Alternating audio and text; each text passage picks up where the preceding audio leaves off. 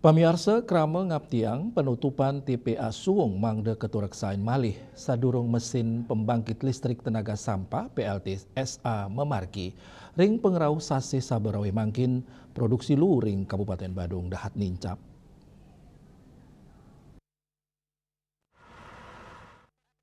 Anggota DPRD Badung Iwayan Puspa Negara Mawasang indik pikobat lu ring Bali sepatutnya nih sampun dinas ring warsane lintang Pet Prade sistematika manajemen pengelolaan memargi becik pikobat ilucap mejanten ngaunang citra pariwisata termawasana ring sanitasi utawi keresikan pelemahan krama ring Bali ring galapungkuran penutupan TPA Suwung pemekas ring Kabupaten Badung indik pikobat lu dados pikobat sane patut kaurat yang becik pemekasnya nih ring pengeros Sabah miwa angin barat. Oleh karena itu persoalan sampah kita ini kan kita lihat kalau saya fokus di Kabupaten Badung bahwa sampah di Kabupaten Badung ini kan produksi per hari itu kan ada 547,4 ton. Sekali lagi sampah Kabupaten Badung setiap hari itu rata-rata 547,4 ton. Kalau musim ramai atau musim angin barat kayak sekarang ini bulan Desember sampai Maret itu sampah bisa nambah dari 544 ini dia bisa naik menjadi tambahan lagi 200 ton sehingga dia menjadi 700 ton di setiap hari.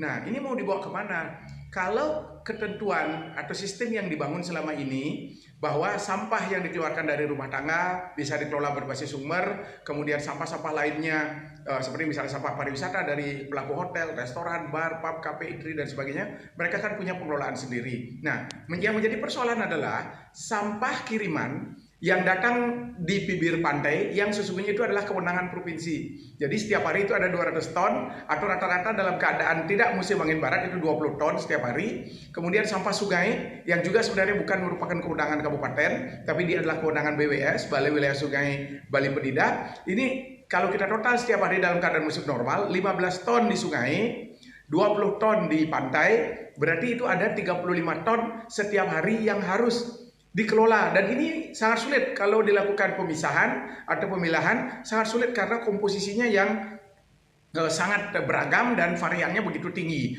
Nah oleh karena itu ditambah lagi dengan musim barat itu datangnya 200 ton sehingga total sungai menjadi 20 ton, pantai menjadi 200 ton sehingga ada 250 ton yang harusnya itu langsung didorong ke TPA. Dan ingat tiang penutupan TPA Suwung untuk open dumping si deketurek sain malih sedurung mesin pembangkit listrik tenaga sampah memargi.